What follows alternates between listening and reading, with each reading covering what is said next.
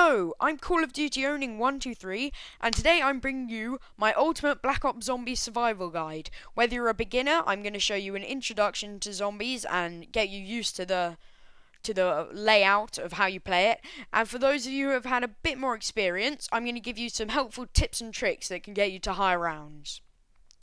Right, let's start from the basics, and I'll run through you everything that Zombies is, pretty much. Zombies mode is a survival game in which the player must survive endless waves of zombies until they are overwhelmed. This player earns points, which can be spent on weapons, perks, opening doors, clearing debris, activating traps, and using the mystery box, which I will go into more detail later. The player starts with a pistol, the M1911, loaded with 5 magazines and a knife, finding that zombies are breaking in through the windows. The zombies pull away boards and railings and climb through the windows to attack you. Note that zombies can also attack through the windows. The player must kill all of the zombies on the map to proceed to the next round, in which there are more zombies with more health. The power isn't turned on, although the power is essential for many things. It can be found in a room or a point across the map, and it can be turned on by flicking a switch by holding down the action button next to it. It basically just helps you out. There are so many things you can't do without the power. For example, the Pack-a-Punch room is a room where you can upgrade your weapons by putting them into a Pack-a-Punch machine, which costs 5,000 points. This upgrades even the worst weapons into awesome weapons of destruction. When in solo mode, if you die, it's game over. When in multiplayer, if you die, you are downed and can be revived, but you bleed out if you are not revived in time. In multiplayer, if all of the players are downed, then it's game over. When you are downed, you lose all your perks. When you bleed out, you lose all your weapons, perks, and equipment. Furthermore, I will explain some tips, tricks, and basic information about how to survive to high rounds in COD Zombies. Basic zombies come in 4 different varieties, which all have the same health per round. These are normal zombies, which will walk at you and hit you with it when within range. They require 2 hits to kill you. Runner zombies, which will run at you and hit you within range and take 2 hits again to kill you. Jumper zombies. These are zombies that jump from a height, from somewhere that cannot be barricaded, i.e. from holes in the ceiling or holes in walls that you can't reach. Finally, crawler zombies. They are normal or runner zombies without legs that will crawl at you with their arms at 2 paces, either an extremely slow pace or an extremely fast one. These are difficult to see at times, but are very useful at the end of a round. Also, these crawler zombies can only be made by either cooking a grenade and throwing it at zombies, or by shooting them with a ray gun. Additionally, in each map there are special bosses. For example, in Kino der Toten, there are flaming dogs called Hellhounds that chase you around every 5 to 6 rounds and give you a max ammo at the end. In the map 5, there is a person called the Pentagon Thief, which runs at you with an incredibly fast pace, and if he does manage to hit you, then he will steal your gun and you will not have it anymore. In Ascension, there are space monkeys that occur every 6 to 8 rounds and try to steal your perks. At the end, they drop a max ammo and or a free perk, which is very, very useful. In Call of the Dead, a permanent boss, George A. Romero, the director of the film in which is being shot, chases you around. If you shoot him, and he will go into an angry state, and can be calmed down by dragging him into water. Shangri-La, the newest map, has 2 types of boss zombies. They occur randomly during rounds. These are napalm zombies and shrieker zombies. Now, napalm zombies are zombies that are on fire. When you shoot them, they will explode after a while, or if you get within proximity, they will explode, not only killing you or damaging you, but damaging all of the other zombies around. When attacking a zombie, you can get points for a variety of reasons. For example, on a zombie, a hit is 10 points, a kill is 50 to 60 points, a kill that is a headshot is 100 points, and a kill that's with a melee, so a knife, is 130 points. You can also get 20 points for reboarding windows. It is because of these points that I would suggest finishing off the zombies with a knife for the optimum number of points.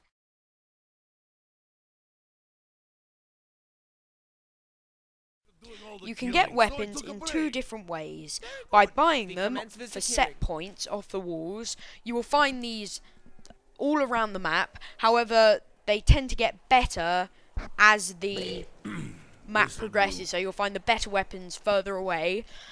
But they are bought for set points, and you're guaranteed to get the gun that you buy off the wall. On the other hand, you can spend 950 points to buy a random weapon from the mystery box. The mystery box is a box that can be placed in different locations around the map, but only one can be present at a time. And it gives you a random weapon from a certain list of weapons. And it's only in one place around the map, and as soon as you get a teddy bear in the box, the points that you spent on the box will be restored and the box will move to a different location. Each map has a different way of telling where the box is. For example, above it in Kino der Toten there's a board with lights on, which shows a map, and whichever light is switched on, that's where it is. In Ascension there's a television next to it, which shows the location, and in Call of the Dead and Shangri-La, there's a blue light that fires up, a pillar of light that fires up above it, that will let you know just by looking at the sky. Certain powerful weapons, such as the wonder weapons and other automatic weapons, such as LMGs and some assault rifles, can be found in the box. In fact, they can only be found in the box. So if you have the points, I would recommend using it sooner or later. Obviously, you've got to manage your points, so think about how much ammo you have, how long you can last with a certain weapon, and if you have points to spare. But it's certainly worth getting, because eventually you're going to want to get yourself a wonder weapon such as a ray gun, or a thunder gun, or a scavenger, or etc. Also, you have a knife, which loses its effectiveness as the rounds go on. However, it can be upgraded to a Bowie knife or a sickle, which can also be bought on the wall, for maximum effect. After killing a zombie, you may obtain a power drop. These are represented as a golden icon surrounded by a green glow, and they make a noise which should alert you to their presence. These vary in rarity, but can help you out greatly. Here they are. First of all, the nuke. It's a floating explosive, it looks like a nuclear bomb, that kills all of the zombies on the map at the time, and gives every player that's alive at that point 400 points. Second of all is Carpenter. It's represented by a hammer, and it repairs all of the barricades, all of the windows at that point, giving you 200 points. 2 times, or a double point, is the icon is literally just a 2 with an X to represent 2 times, and every point source that you get is doubled. So say barricading a window is normally 10, it becomes 20. Or a knife kill on a zombie is 130, so it would therefore become 260. Next is the insta-kill. Every kill is a 1 hit. It's pretty obvious. It's represented by a golden skull, and it basically means that one shot with a knife or a gun and they're dead. It's really recommended using your knife for this for maximum points again. Next is the max ammo. This gives you maximum ammo, as you would have guessed, on equipped and secondary weapons. And yeah, that's represented by a kind of a box with ammo hanging out of it, or an ammo pouch. That's golden again. The next one is extremely rare, or not extremely rare, but quite rare. It's the fire sale, or the bonfire sale. This means that the mystery box only costs 10 points, and it makes the mystery box appear in every location across the map. So there's a mad rush when you've got lots of players to go and get the box. But remember, this is the most common time for people to get down, because they put all of their concentration on the box. If you're in an area with 2 boxes, say, I'd hit both of them, and then whichever one you like you can take a gun out of, and then you can go to the other one as well. Plus, if you get a pistol or something, don't just leave it. Take it and then use the box again, so that you aren't just waiting for it to disappear. As I say, it only appears for a short time, so make sure that you can get yourself to the box. But again, if it's too dangerous, don't worry about it. Finally is the death machine.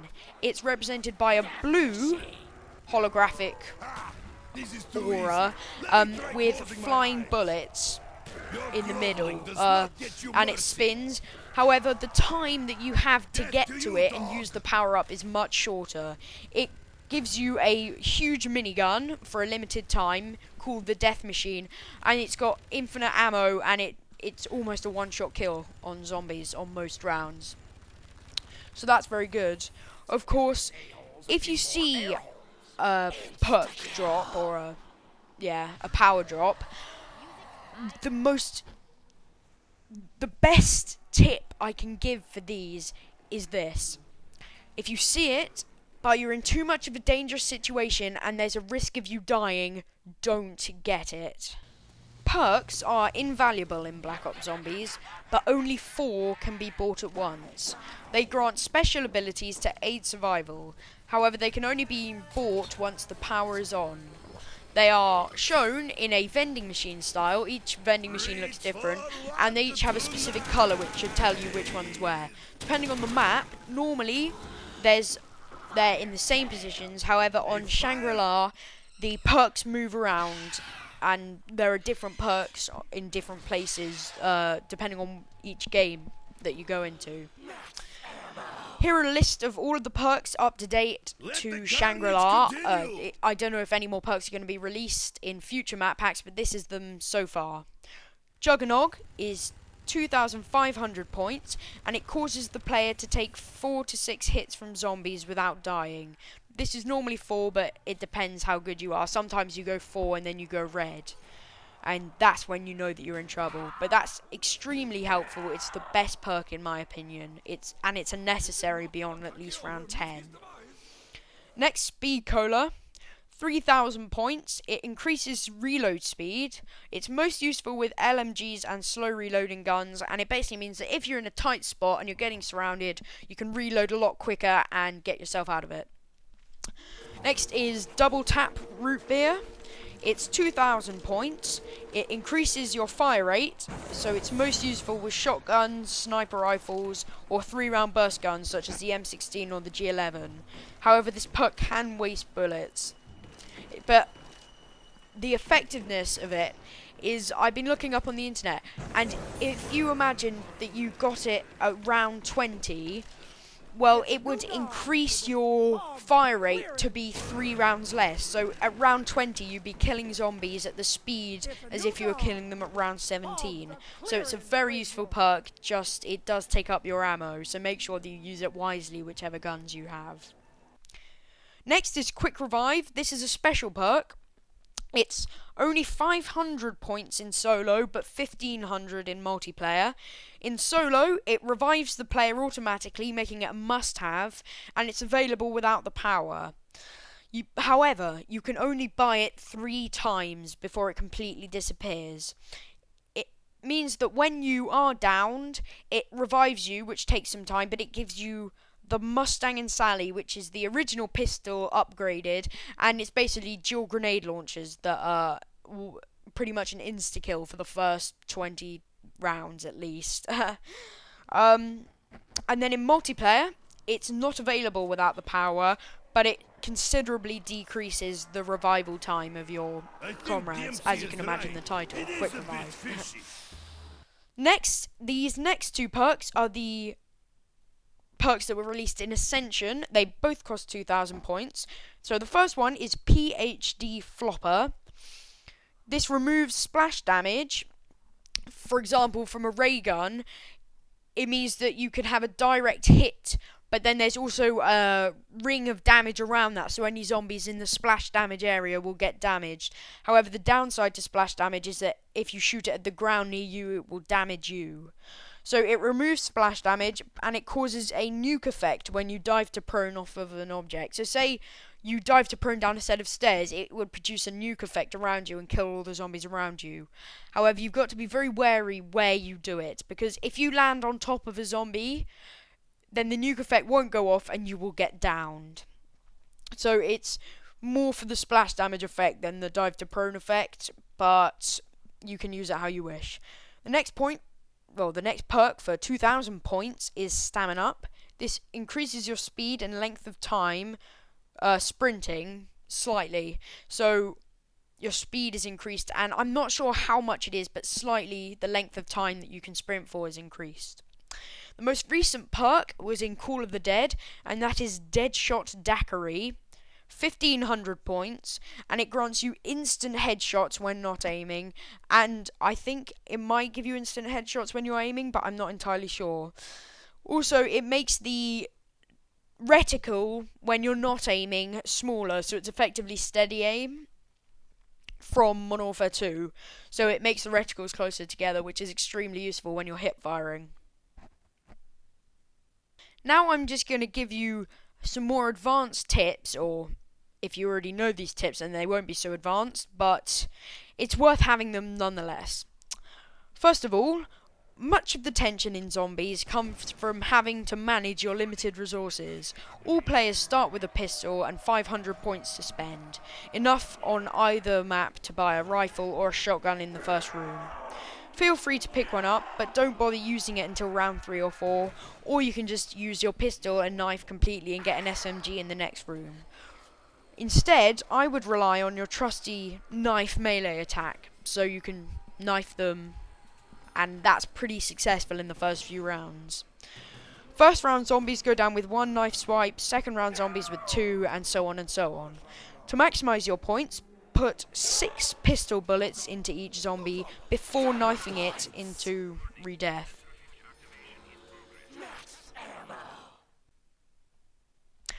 One of the scariest words you can hear over your headset when playing zombies is breach. The zombies have broken through one or more of your barriers and are now streaming into the relative safety of your play area.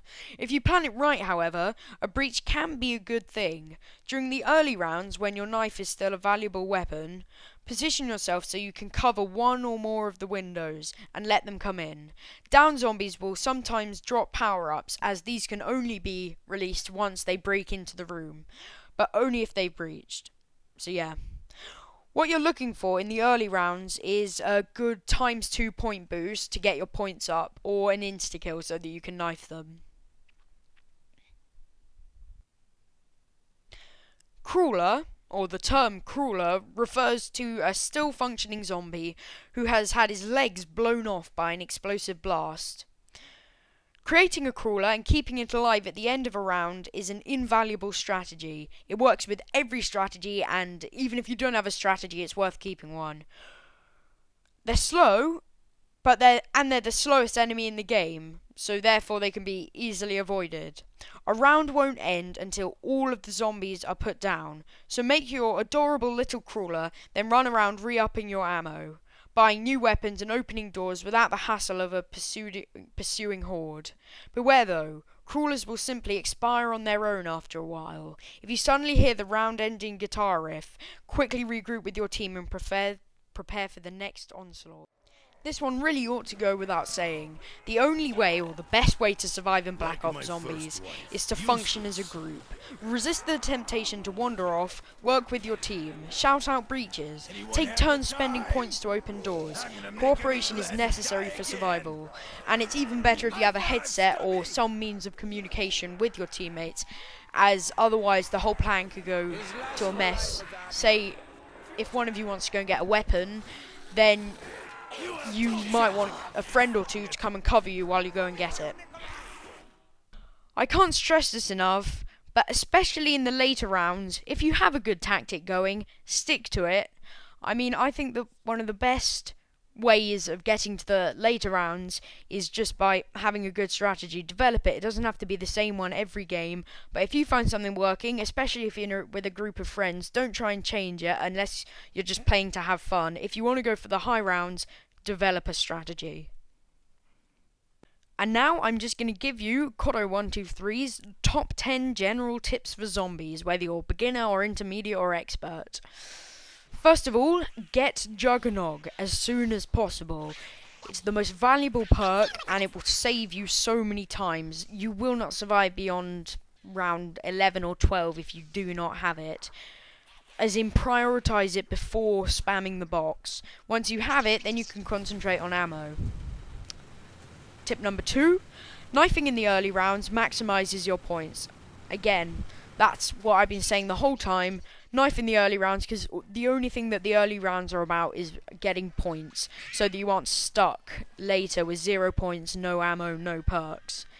And that's really it for the knifing. There's no more to it, just knife in the early rounds. Tip 3, in solo, keep as many doors open as possible and keep moving. In multiplayer, it might be a different story depending on which strategy you use, but no matter what in solo, you've got to keep moving. Camping in a corner will not do you well. Even if you're just running around in circles, it's better than staying in a corner. Tip number 4, if there's a chance you're going to die, don't go after a power drop. I already mentioned it earlier, but it will end badly if you see something like a fire sale, especially. Only if you really desperately need it do you go after it. If you just like it, then I wouldn't if you're going to die. The next point or tip is a bit vague, but look behind you.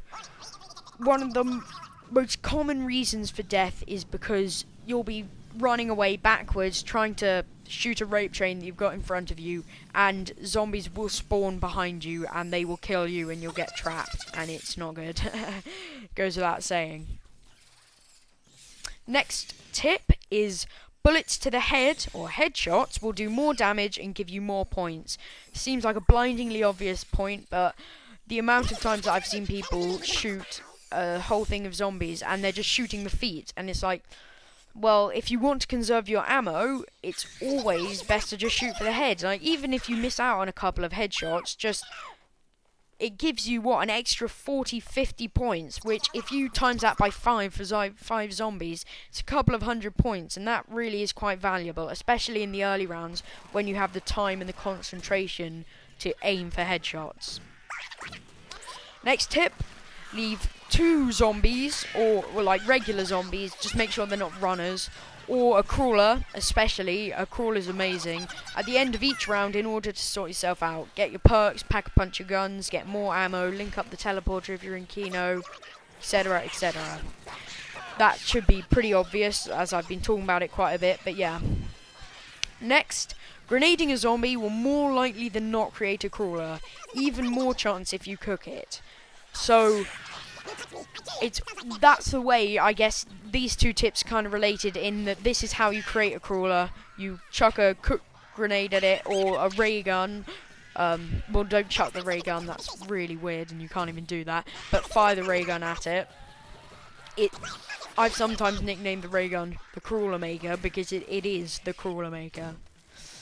The next tip is one that most people wouldn't really think about, but here it is, and it's proved so valuable to me. Symbol monkeys, so the monkeys with the kind of symbols that are bombs, you get them as equipment, and they can only be found in the random box, are very, very effective when reviving someone. If you're in the middle of a round and there are still zombies spawning, if you just chuck a quick symbol monkey, they'll all chase after it while you have the time to revive your teammate who, say, might have a good gun or something.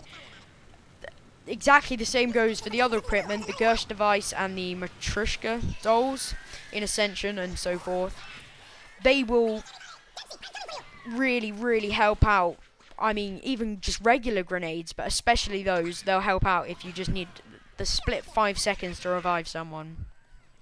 My final tip is to group zombies together for maximum points and less chance of dying. Well, it speaks for itself, really. If you aim at one zombie in particular, the chances are you're going to spray and 8 out of your 10 bullets will actually hit it.